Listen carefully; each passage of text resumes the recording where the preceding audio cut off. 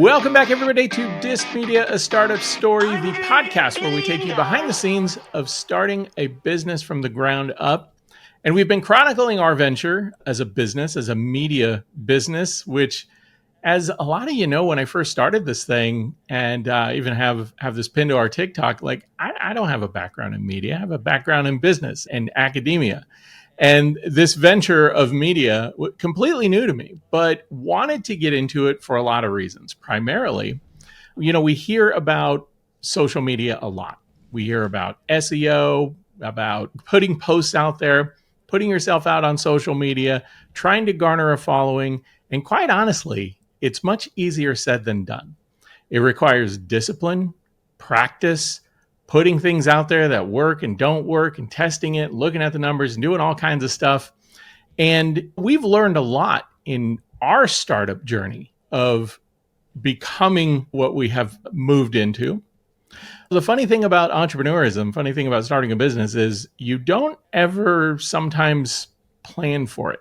Like sometimes life just happens and you find yourself in a situation saying, oh, I got to do something. And you figure it out.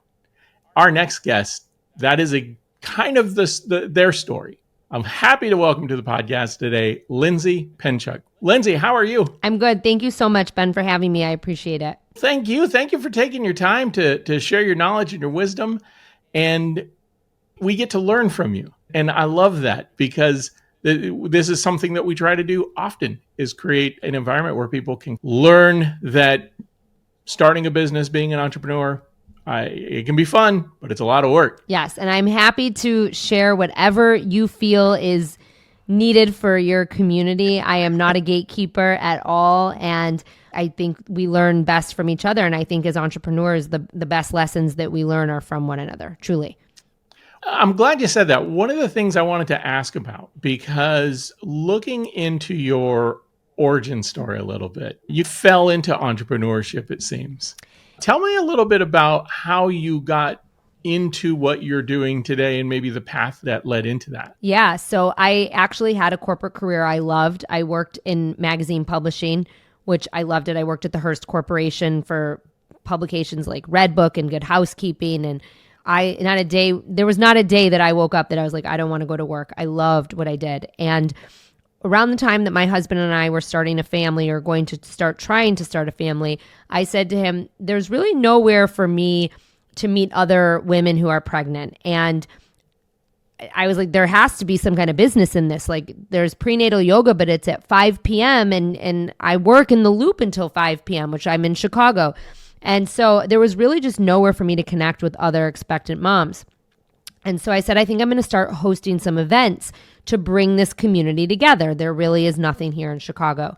And so we got pregnant pretty fast, and I announced this business, but at the time it wasn't like a business. It was just, I called it Bump Club.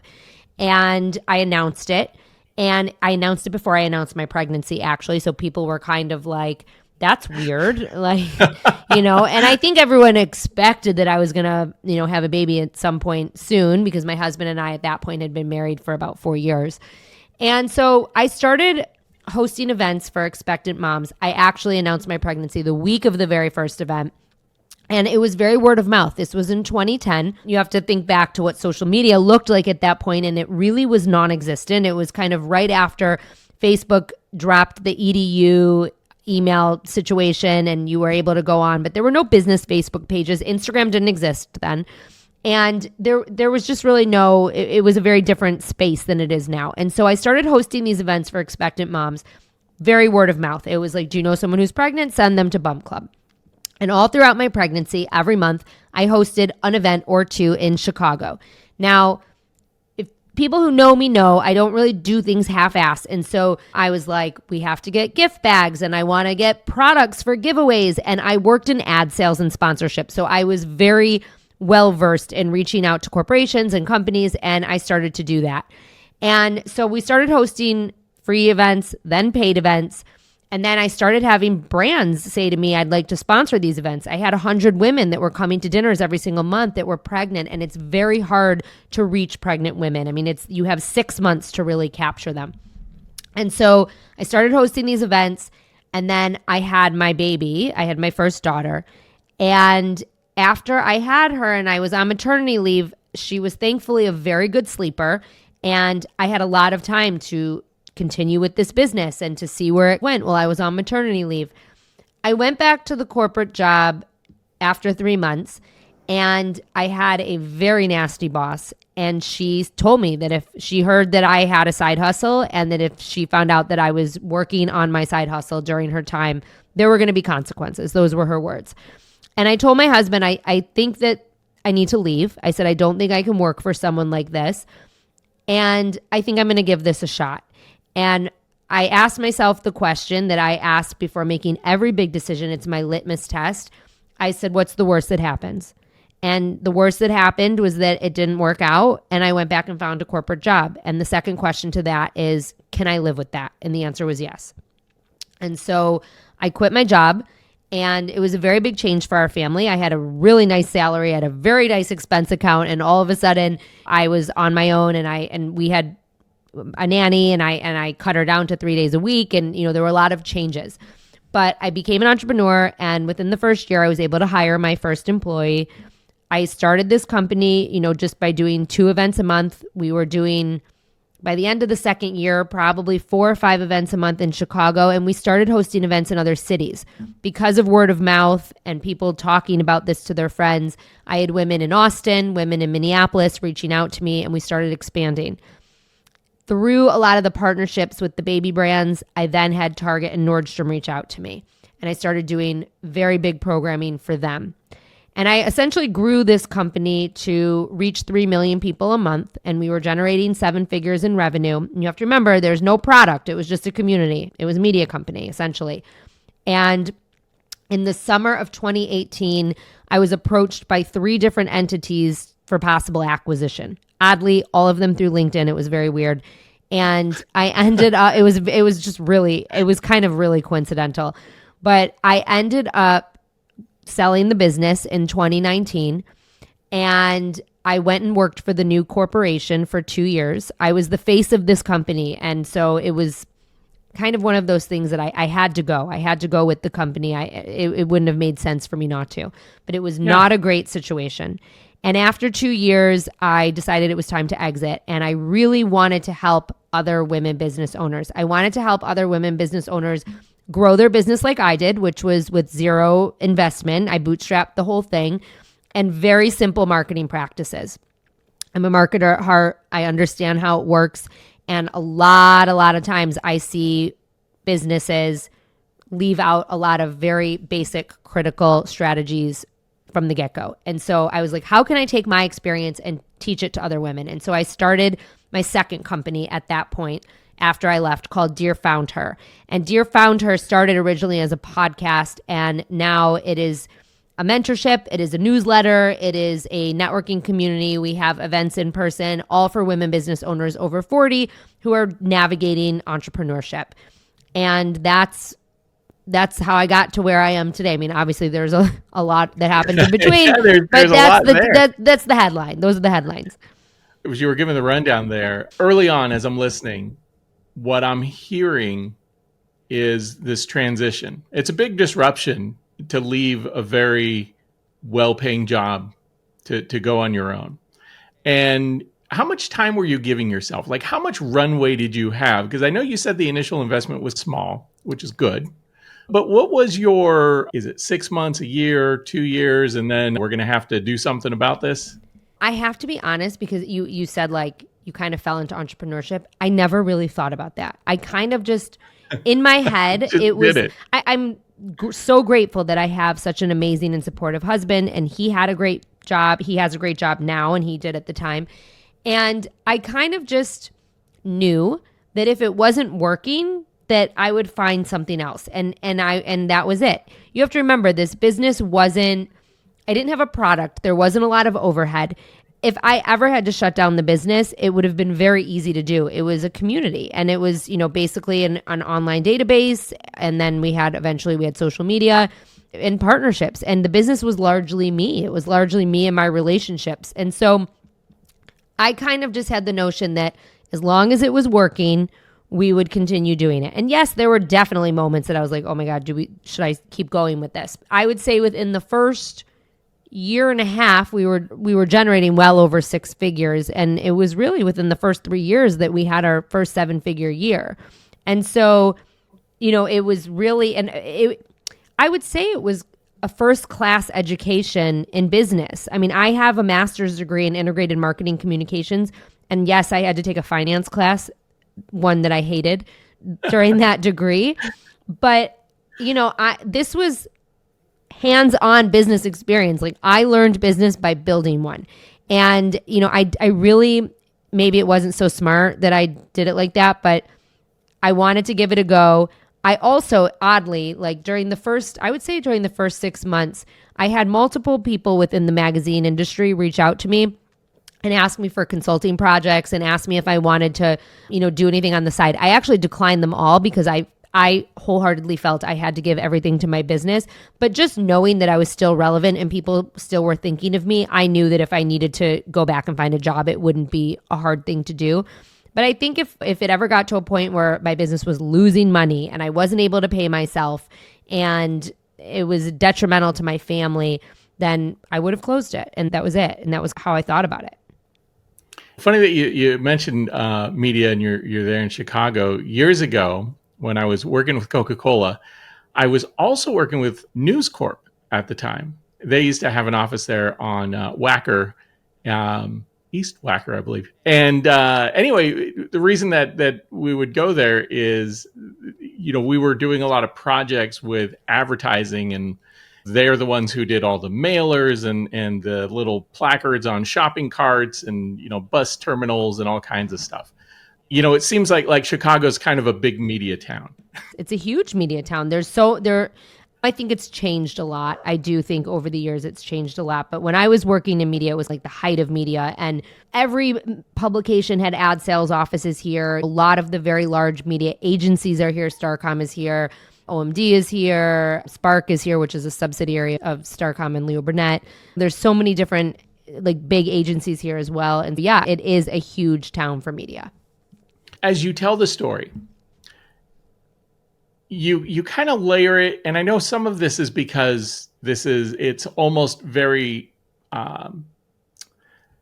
normal for you to kind of work in these circles and build this thing. But I think for some people hearing it, it's kind of like, how do you go from not having anything to scaling up to a 6-figure revenue, finding sponsorship? What are some of those guerrilla tactics you were using to kind of rope people in? And were these relations like some pre-established relationship with outside vendors or anything like that? Like, how did you get into that? So the very first thing that I did was I said to myself, okay, who can I partner with that also wants to reach expectant moms? And from the very start, from the very first event, I did a prenatal workout with a boutique fitness studio here. And then I did a shopping event with a maternity store here. And then I hosted a dinner with a company called Giggle. They don't exist anymore, but they used to have like a big baby registry. And so I partnered with the right entities that also were reaching the people that I wanted to reach. I put community first, and that is what I think is very, very important to note.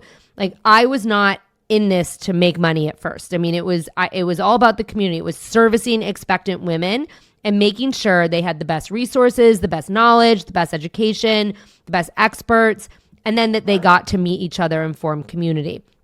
So by putting community first and partnering with the right entities, I allowed myself, my company, Bump Club, to get in front of new customers. So that's how I really grew the customer base. It was very organic. It was borrowing other people's audiences by bringing my people in to merge with their people. And that was really how I started, but that never went away. Even when we were working with brands like Target and Nordstrom, we were still partnering grassroots in many cities across the country with other parenting resources, parenting experts, stores, parenting classes, expectant parent classes. Like, partnerships were a really big part of how we got this business off the ground, and we built our database from that. Now, when we started hosting events, I right away just blindly started reaching out to brands through their website saying, I'm hosting events for expectant moms. Would you like to sample any products? I knew from being pregnant and from going to register that you would register and Target, Buy My Baby, wherever would give you like a big kit of samples. I knew that these brands wanted to reach these moms. And so the first event, maybe we had like 5 or 6 items at the most that were sampled, And I reached out to a couple of like local people, like maternity boutiques and baby gear like stores, and asked if they would want to do a giveaway. And I said to them, in exchange, will talk about your product and service in front of this room full of expectant moms. And our very first event was 50 local expectant moms. And while that doesn't sound big, 50 local expectant moms have the spending power. It's actually unbelievable. I mean, these are women who are buying and needing things in a crucial time of their life. And they're going to need it next week and the following week, yes, too. And they're going to need it very quickly. So what I did to start was anyone who was giving me product and anyone who was being a part of the event, I put their logo on the marketing materials for the events. And then lo and behold, a lot of the brands were sharing them. And then people started reaching out to me and they were like, how do we get into these events? And so the whole point of me sharing this kind of like very minutia step-by-step is like, you just have to build it. You have to really start from the ground up and build upon it. I was able to then turn around and say at my third event to a bunch of bigger brands, national brands, hey, we're working with Giggle. I know you're sold at Giggle. These are some of the companies who have sampled previously. Would you be interested in being part of this event? Of course, if we're working at a retailer where these products are sold, a lot of the brands started reaching back to me. And I started relationships with them. And I started having calls with them. And I started going to the trade shows and meeting them in person. And from there, the very first company that reached out to me, there were actually 2, and I could never remember which order it was in, but both Graco and Summer Infant both reached out to me within the first 6 months and said, okay, the samples are great. We love sampling at your events, but we want to do more. Can you put together a sponsorship package for me? And so I did. And I didn't know what they were going to pay. I didn't even ask. I think I said like, here's for $2,500, you can do this. And they were like, okay. And so then I built from there. And then more brands saw that those companies were working with me and they wanted to get involved. And so it really is taking this foundation and building upon it and letting the brands know, well, these brands are taking part of our events because we have an amazing community. Do you want to be a part of it too? It's very simplistic. Like, it's not anything like technology based. It's not like I built some crazy database or whatever. It really was building from the ground up and using my community and my relationships and my knowledge about advertising and marketing to get these products in front of the right consumer. And what ended up happening was we eventually were working with so many of the baby brands that both Nordstrom and Target reached out to me because they saw and they heard from their vendors that we were working with them and they wanted a piece of that too. And so that didn't happen in year 1. I mean, that was like year 3 or 4 that they both reached out to me, but it was at the same time actually. And so does that answer your question? Like it? Yeah, okay. Yeah, no, it absolutely does. And what I was thinking about as you were saying that is that each of these things are building on each other. Yeah. And what I love about this story is that, and this goes back to just good old-fashioned hustle. Like, you just picked up the phone and called people and said, hey, here's a product and a brand. I wonder if they would be interested. And to be honest with you, I think that for a lot of people is not always easy to do. No. They're a little shy to make a phone call, afraid that they're going to get rejected. And it's funny because the way you tell the story is like, oh, they said yes and they said yes, but I'm sure you ran into rejection across. For sure. And especially in the beginning, like I was the new one on the block, and there was another company who actually I later became friends with the founders, Big City Moms in New York, and they were doing very similar things to me in New York, and they hated me because I was doing something similar in Chicago, and I didn't really know about them when I started, but they weren't in Chicago and I wasn't in New York.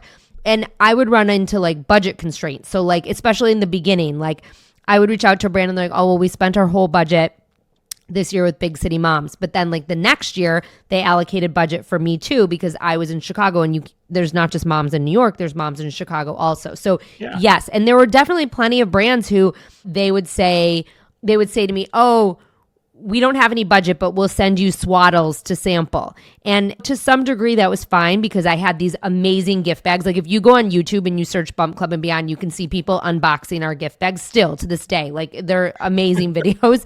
They were like these gift bags were worth $200-$300 in product. And so I needed the product, but it got to a point eventually where I had to say to these brands, that's so great that you're sampling in my bags and you're getting the exposure, but your swaddles don't pay my bills.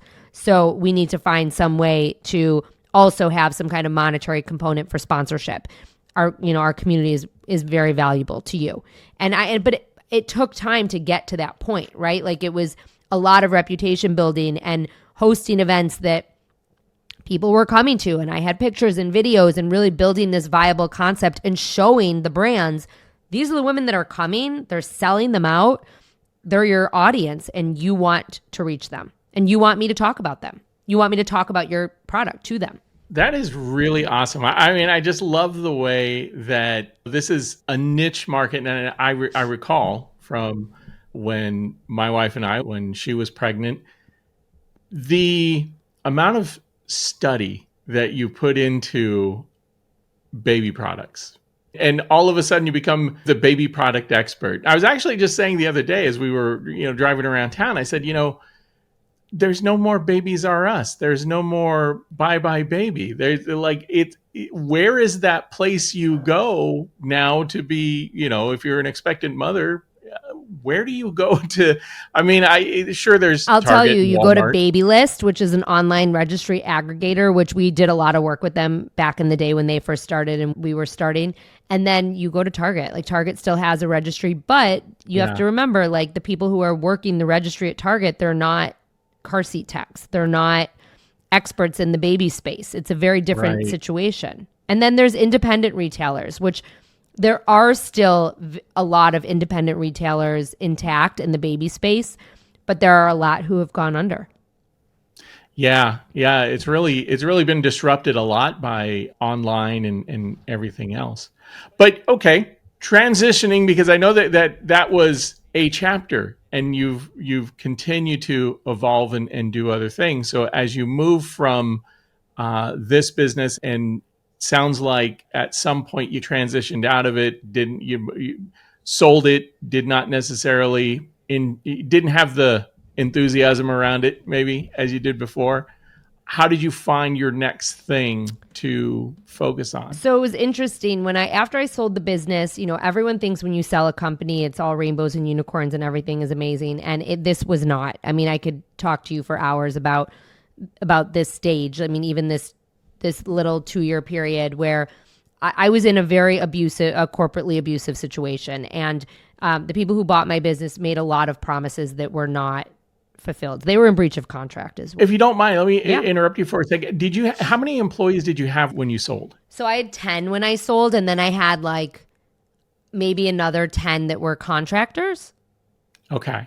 So, and you probably got to know these people really well. Yes, they were all part of the sale. Like every one of my employees came to the new company except for one who was moving, and so she was not included in the sale. She's actually still someone that works with me to this day, funny enough. But yeah, so that was our team when I sold.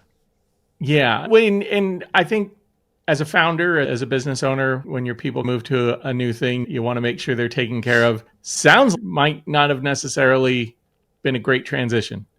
The transition was not great. At first, we were like the shiny new object of this, multi-billion-dollar conglomerate, which they were. The company that bought me was an agency who owned a lot of B2B agencies. And the interesting part of our business was that we were B2B and B2C. And so it was just, there were a lot of growing pains. There were a lot of power struggles with who was going to handle certain parts of our business. They bought me for my relationship with Target. And then when we got into the new business, they told me someone internally on their team was going to manage Target. Well, the Target relationship was successful because it was a relationship. And they eventually gave it back to me. But it was just, there was a lot of it wasn't even miscommunication. There was just a lot of mismanagement of the sale. And, it took about a year and a half for me to be like, I don't really want to do this anymore. And at the same time, you have to remember too, my kids were aging up and I was starting to feel like I was irrelevant to be the face of a company in the baby space when my kids were like in elementary school. And I was not pushing kids in strollers anymore. So to be talking about strollers to my community felt very disingenuous. And I built the whole business on the authenticity of me being a parent. So my big suggestion to them was to bring in a panel of other new and expecting parents to really take over as the face of me for the company. And they really didn't want that. They just kept putting me in front of everything. And then COVID happened. And I all of a sudden was on Facebook Lives and Zooms almost every night of the week for millions of people. We were executing this partnership with Target and it just didn't feel right anymore. And I knew that I needed to start thinking about my next step. And so it was a very long process. There was a lot of legal involved. And finally, in the summer of 2021, so we closed on the deal in January of 2019. And in the summer of 2021, we finally reached an agreement for my exit. And I was dragged through the mud and I was at my lowest point. Like I was severely stressed and depressed and I knew I needed to leave.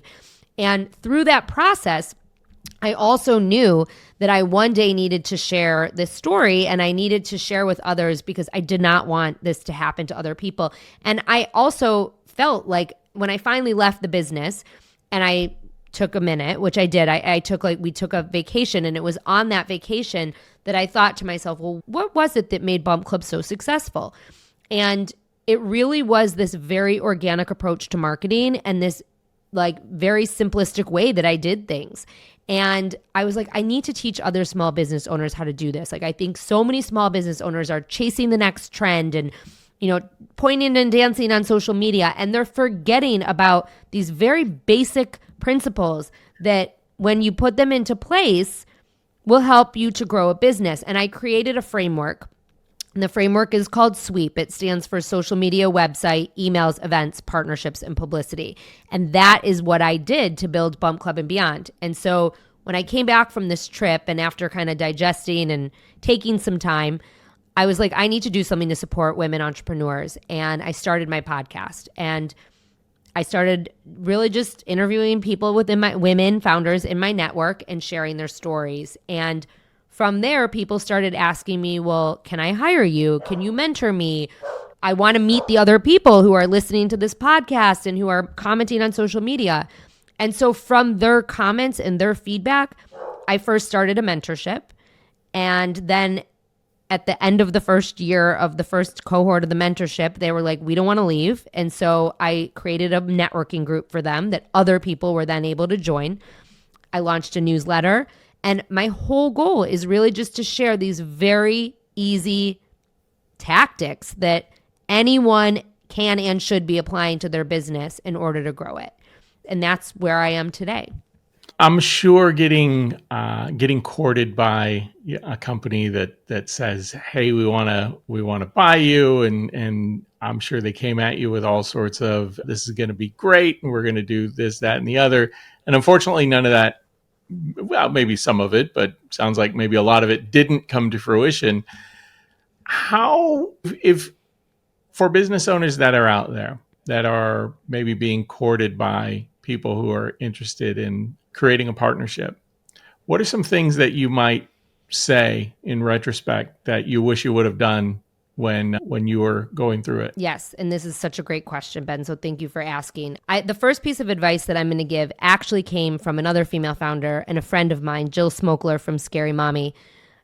Oddly enough, we didn't know each other at the time, but the company who bought hers was one of the companies who was courting me, and it wasn't the company that I went with, but she also had her own issues, so I guess it's neither here nor there. But one of the things she said to me when I interviewed her for my podcast that I wish that I had really put into practice during this process was, if someone is coming to buy you and they're expressing interest in buying you, they will wait. If they want you, they will wait and they will adhere to whatever it is that you need. Like, they will be respectful of you And if you need a little bit more time, they will wait for you. And I will say that I felt very rushed in my decision. I knew I wanted it to happen. And that's the thing that I think is so important to point out. Like, I wanted to sell this business. I did not want to be in the bump club business anymore. I was ready to exit. I was ready to like stop. I was just like pounding the pavement all day, and I just didn't want to do that anymore. And I wanted the resources to be able to grow this business, which was what I was promised. But I do wish that I would have had that in my head, because I think I could have been a little bit tougher. I mean, I had an attorney also, obviously, and I think we could have been a little bit tougher on our negotiations. The other thing too is when you are negotiating in this realm, especially with a very big company that has billions and billions of dollars and you do not, obviously they're going to have the upper hand. You really have to go into the negotiation knowing what is your make or break and knowing what you need to have to be happy in this situation. Now, I do think the other thing to point out is when you're in this situation, you have to know there's going to be compromises. And people are like, well, why? People always say to me, like, well, why didn't you do this or why didn't you do that? And I'm like, you don't understand. Like, you don't always get to choose when you have like this billion-dollar company breathing down your neck. But you have to know and be comfortable with the decisions that you make. And I am comfortable with what happened and with the decisions that I made. What I do wish I did differently was I wish that I had some different terms set up in my contract. I think it would have made leaving a lot easier. That was number one. Like, it was really hard to leave because I was the face of the company, and there were like a lot of things in that contract that were just precluding me from leaving gracefully. And I also would say you want to get as much money as possible up front and not on an earnout. And I had a big earnout. I had a big earnout because I was a community and I was being bought on growth. That's what I was being bought on. However, the resources that were promised me to help me achieve that growth were not realized and were not given to me, even some of them that were written in the contract. And so I think that's important to note as well. When you're dealing with a very big company, and I hear this a lot when I talk to other founders, oftentimes they know that if you're this small potatoes company that, they're paying 7 figures to buy you, you're not going to take that money and turn around and sue them when they're in breach of contract, which you're not, or else you're going to end up with nothing.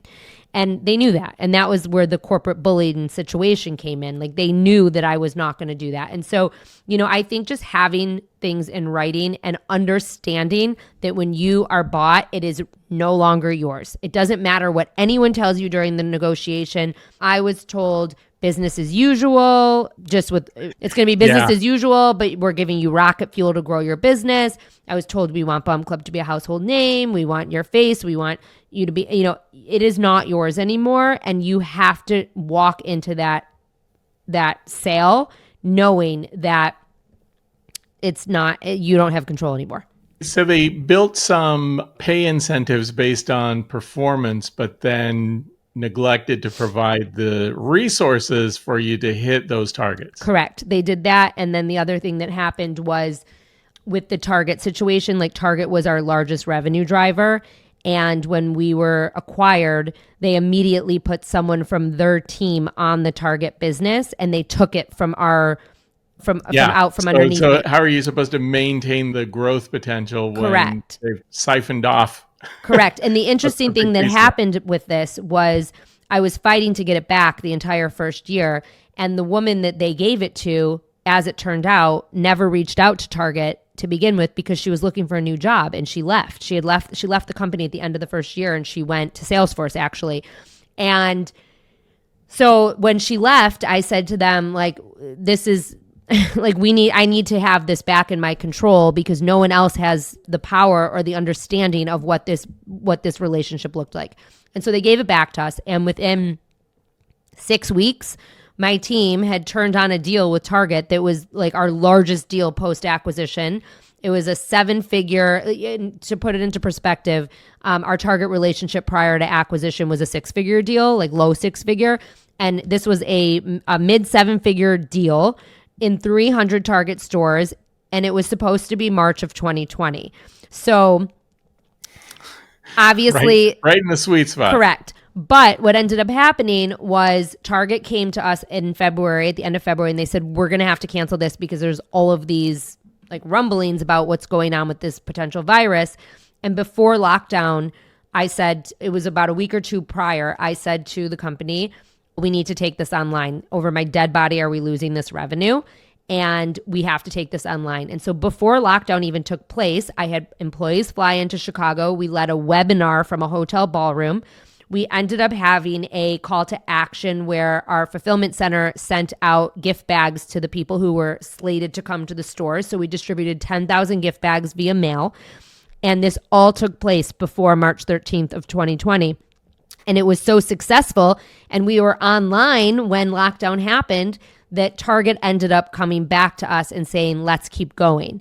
And so now that everybody's online. Yes. And so we ended up, but we had a leg up. We were already doing it with them. And so we were able to continue the support to the expectant parent community through the initial stages of lockdown when everyone was trying to figure it out. We were already there.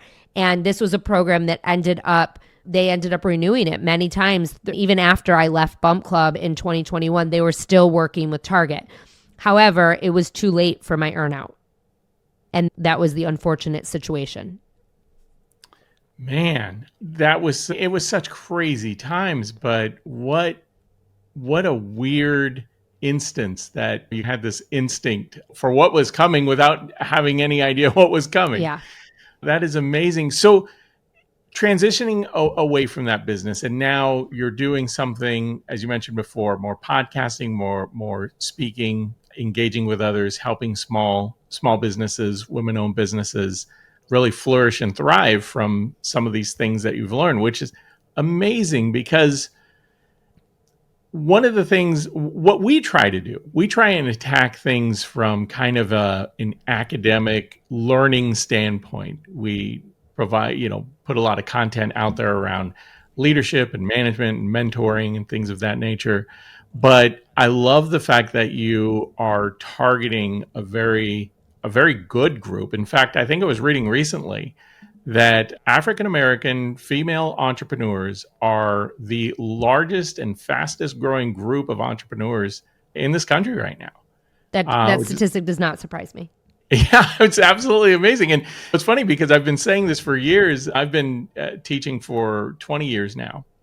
And year in and year out, the student that I see the most engaged, most often in class, African-American females, continue to focus on the education, continue to thrive and getting degrees and going into business. And it is definitely, now seeing this kind of correlate years later to that kind of statistic, to your point, it doesn't surprise me at all. When working with people today, what are some of the things that you are noticing? What are some of the challenges maybe that that entrepreneurs, especially female entrepreneurs, tend to face? Is there anything that kind of is frustratingly the same and it hasn't moved? Yeah. So I work with my whole thing is I work with women who are over 40 mainly. So the challenges for this set of women and why a lot of women come to me is that they are so overwhelmed by all of the marketing options that are out there and by the digital marketing and social media that oftentimes they just can't wrap their heads around it. And they also they don't want to put their face on social media. They're like very afraid to do it. And so we start very simply and we start very small. And the first thing I give my mentorship to do is to tell their story. And oftentimes they're very apprehensive because they don't want to share anything personal. And I'm like, I promise you, when you share your story, who you are, what you do, how you do it, and why, when you share it and you can just put a picture up and write a caption, that's going to be your most engaged piece of content that you ever shared. And without fail, it always is. And it's really breaking things down and giving these like step-by-step piecemeal instructions to get these women confident enough that they can also partake in the social media game, that they can also put themselves out there, and that guess what? Hey, if you're over 40 and you're starting a business, you're starting with decades of experience. Yeah. And it's really reminding them of that and getting it out of their heads that like they have every right to have a place at this table, as do the young founders that are all over TikTok. So I think that is really a common theme that I see. And I would say that's why 99% of the women come to me when they do. And something that is really interesting is that, and two, what I find a lot of our audience tends to be, even for the daily pitch, I've kind of focused on those people who are starting that second chapter career. You did 20, 25 years at a company, kind of building things out, but now you're over 40. You're thinking about getting into management consulting, getting into coaching, getting into, helping others. And to your point, I think a lot of people struggle with, how do you take advantage of social media? How, you mentioned it earlier that you do podcasting, you have a newsletter, you have a website.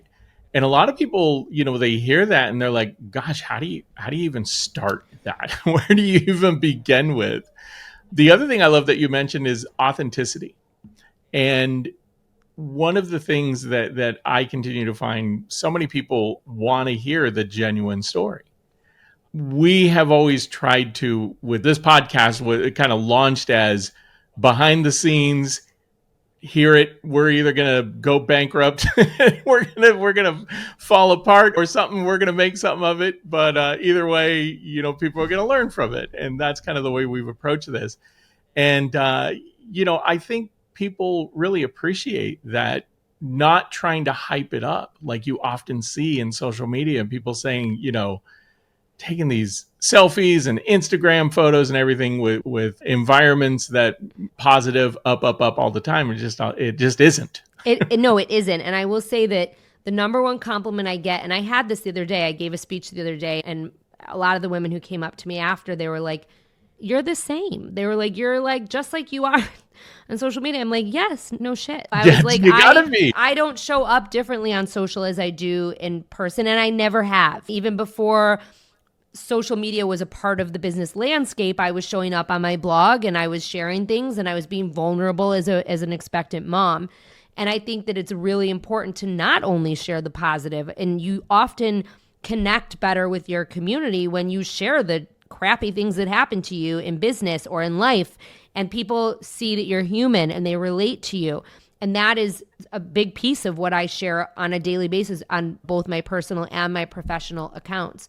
The other thing you just asked me is, how do you get started? And I really appreciate this question because, to your point, I think a lot of people see all these things and they get overwhelmed.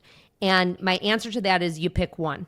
Pick one place to start and get really good at it. And once you're good at it, then you can add a second thing. So for example, my podcast, I started with the podcast. And then and when I started the podcast, I just had my one personal Instagram account, Lindsay Pinchuk.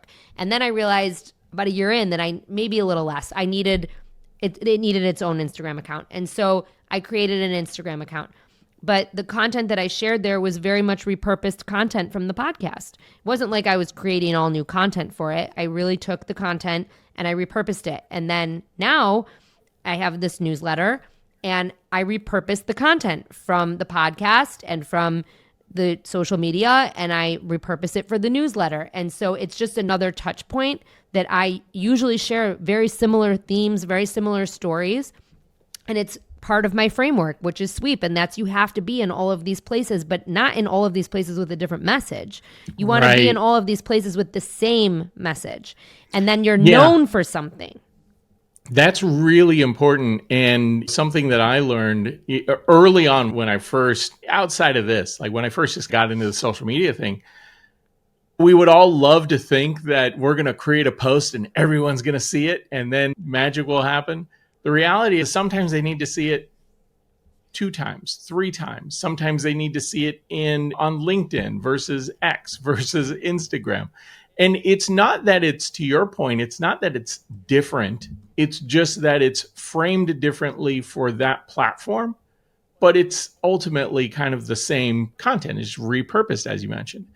And yeah, there's people who find us on YouTube, who eventually find us on other social channels, who eventually find the podcast, or the website first. And you just never know where you're going to pick up your audience from. I love that message of get good at one thing and then broaden out from there. And that's really how you get started. And truly, like that's what, and I also I think it's really important to point out, this didn't happen overnight. Like I just launched my newsletter this year. I'm 4 years in. I mean, it takes time. It does.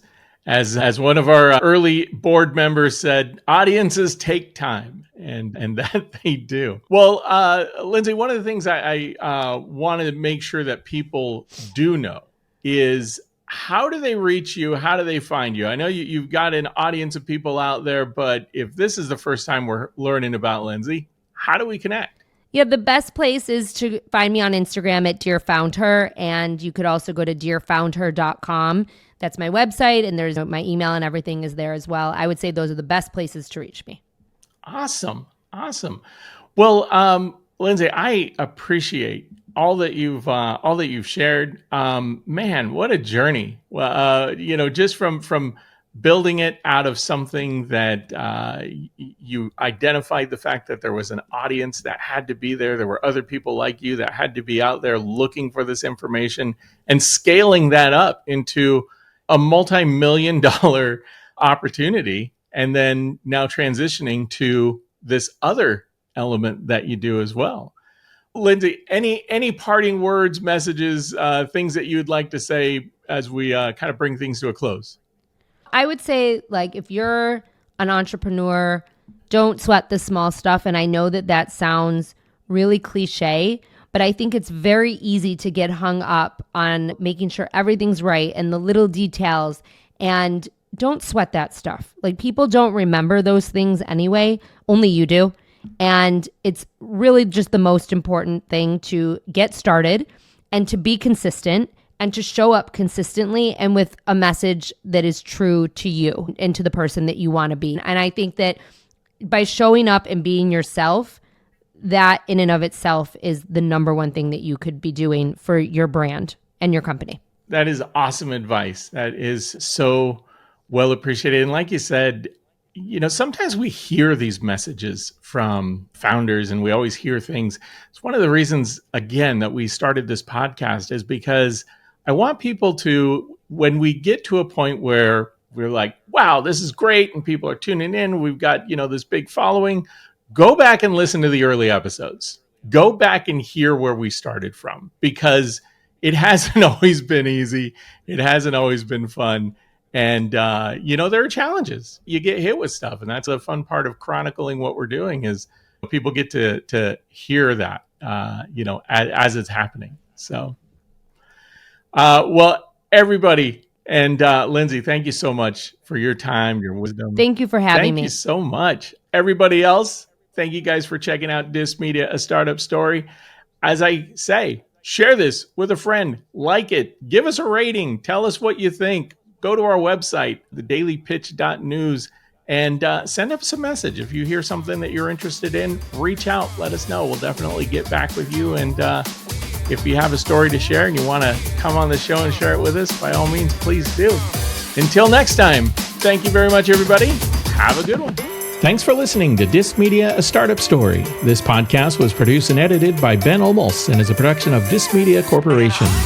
If you're interested in learning more about anything you heard on this episode, please reach out to us at podcast@DissedMedia.com. You can also get more information about this and other episodes, or information about our guests, by checking out dailypitch.news, our business and insights publication focused on helping managers, leaders, and entrepreneurs get better at what they do.